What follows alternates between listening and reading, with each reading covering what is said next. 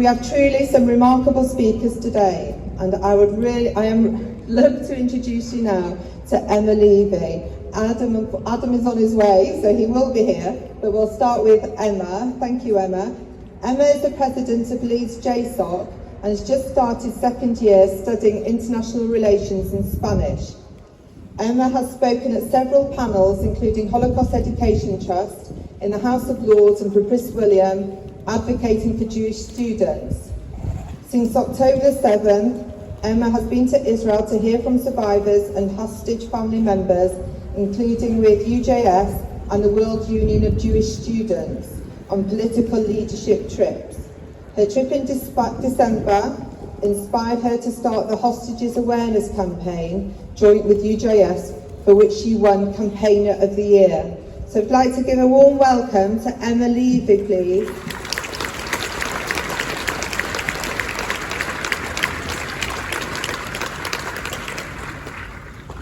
October the 7th was during my first week of university, a time that should have been filled with new friendships, parties, and uninhibited fun was instead shattered by a nightmare that continues to this day, 1 year later. I heard the devastating news when I was on the way to lunch on Simchat Torah. My heart dropped in fear. Like many of you, I have a lot of family in Israel. My sister serves in the IDF and at the time was stationed on a base in the south, very near to Gaza and the kibbutzim attacked. A few days later, when terrorists were still embedded in Israel, I received a message from her on our family group chat saying, "There's terrorists on my base, I love you, bye." Thank God it was a miscommunication and it was simply reserve soldiers who weren't recognized. It's difficult to describe the feelings I experienced then. I'd seen pictures of what Hamas had done to soldiers, particularly young women. It was anguish like I'd never felt before, and I'm unlikely to feel ever again. I'm so lucky that this was a 10-minute long false alarm, but for the families and friends of thousands of Israelis, this is their reality. As concerns for my sister persisted, a new challenge unfolded on campus. In just a few days, hostility and fear became the new normal. As a politics student, I got into a disagreement with a classmate about the conflict. He later saw me across campus and beckoned me over, calling me a settler and a colonizer. Another student who I didn't know joined in the shouting, and when I walked away towards my friend, they screamed at me, "Go cry to your Jewish friends." Many lecturers, instead of spreading the truth, stoked the fire. One announced to a full lecture theatre that we need an intifada now, praising the so-called brave occupiers of the Parkinson building. An emeritus professor leaked the address of Hillel, encouraging protests outside, likely leading to its vandalism a few days later. 7 months on, I'm really proud to say that this professor is facing punitive action and can no longer access his department or students in the university.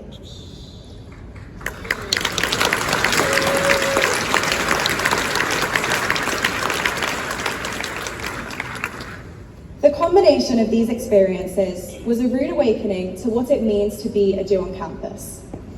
I had two options: either hide, keep quiet in my lectures and with my new friends about my true opinions and identity, or I'd speak up, use this as an opportunity to educate and advocate for my people, but also for truth.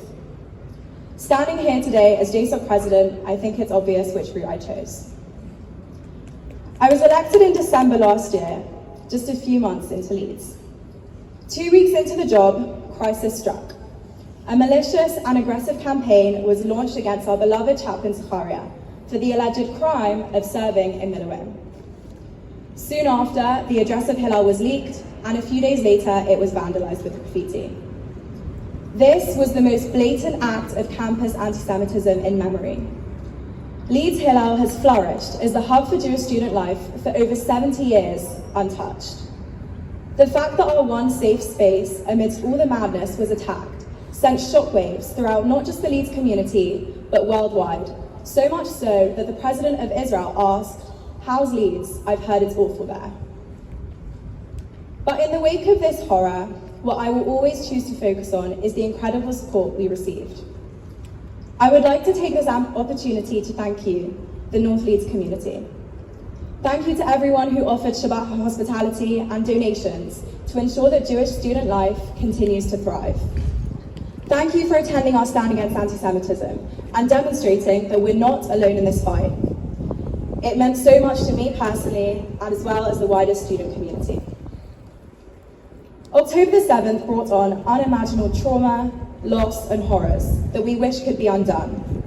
However, it's undeniable that it's created a sense of solidarity that perhaps we didn't feel like we needed before. I see this so poignantly in the relationship between Leeds JSOC and the North Leeds community. It's something that in future years should be nurtured and treasured. We will forever be grateful for your love in our time of need. There have been several other examples of strength and solidarity that I would like to share. Hillel was vandalised on a Friday morning, and the next day at Shacharit on Shabbat morning, the shul was the most busy it has ever been in memory. We came together to celebrate my friend Oz's late bar mitzvah. The Monday after, we hosted a party with about 300 people crammed into Hillel, as planned, pre-vandalism, to prove to Jewish students that we will not let hate define us. We carry on. These examples are testament to the spirit of not only Jewish students in Leeds, but the Jewish people as a whole, unbreakable. We held a stand against anti-Semitism weeks after the vandalism that many of you attended. Around 300 people gathered in the centre of campus, making a bold statement that we will not give in to intimidation. It was dignified, peaceful, and brave. But most importantly, it served as a reminder to both ourselves and the outside world that Jewish students are here. We matter, and we're not going anywhere. Gone are the days where Jews keep their head down, trying not to be noticed. Whilst this isn't the university experience I ever imagined for myself, I have found advocating for my people the most rewarding path I could ever have chosen. Whether that's sharing the experiences of Jewish students with politicians and the media, or campaigning for the hostages, I simply feel it's the right thing to do, and it's the only thing to do.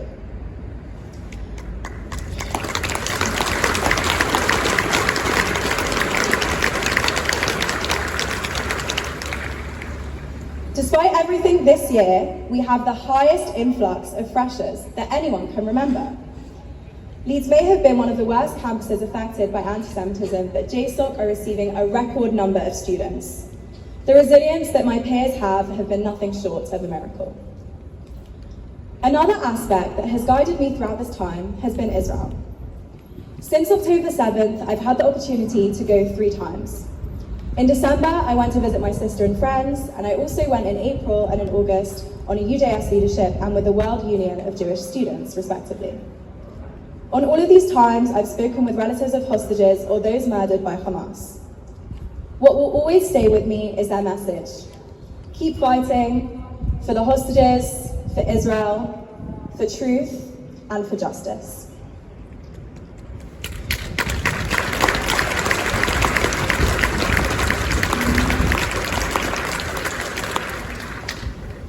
During my December visit, I went to Hostage Square.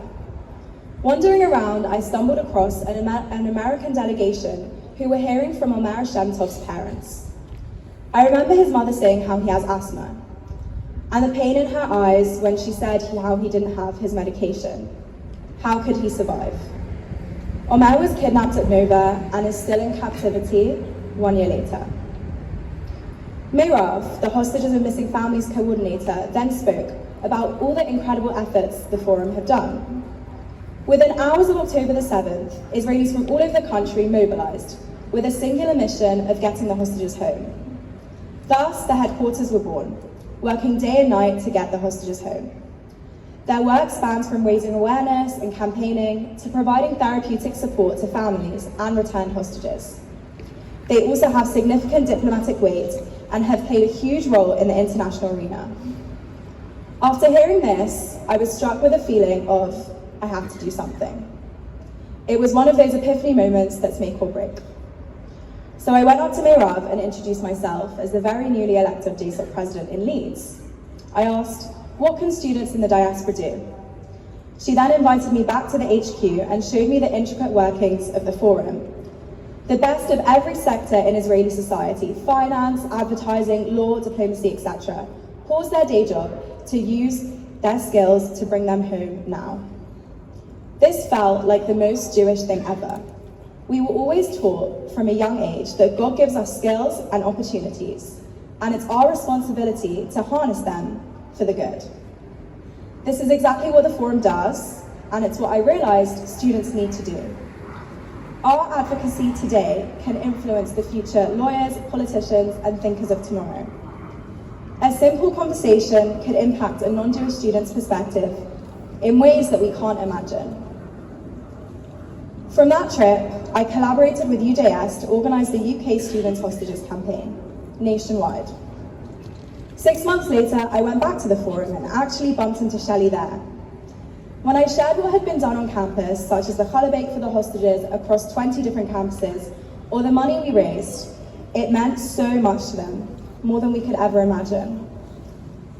They always ask that we share their stories, so I'm taking the opportunity to do so now. In April, I visited Kfar Aza and heard from Chen, who, thank God, was away on the 7th of October. We sat in her house and under the roof where terrorists shot from. Her best friend Shachar was killed, as well as her friend Avi, who saved her father's life on the 7th. She told us about her sister, who was with her children, trapped in her house for 12 hours, suffocating and terrified that at any minute, terrorists would come and kill her and her children. They were the lucky ones, they survived. On my most recent trip, I visited the Magen David Adom headquarters and heard from a first responder at the 7th of October. She played the recording of a 7-year-old boy from Kibbutz Be'eri, calling her, explaining, "My parents and younger sister have just been murdered in the kitchen. I'm now hiding in the wardrobe. What do I do?" It's our duty to share stories like these because they're not stories, they're a reality. As hard as this year has been in Leeds, we can't forget that it's simply a microcosm for what's happening there in Israel. My message to every one of you is that we need to be resilient and continue advocating because we're the lucky ones who can. Thank you.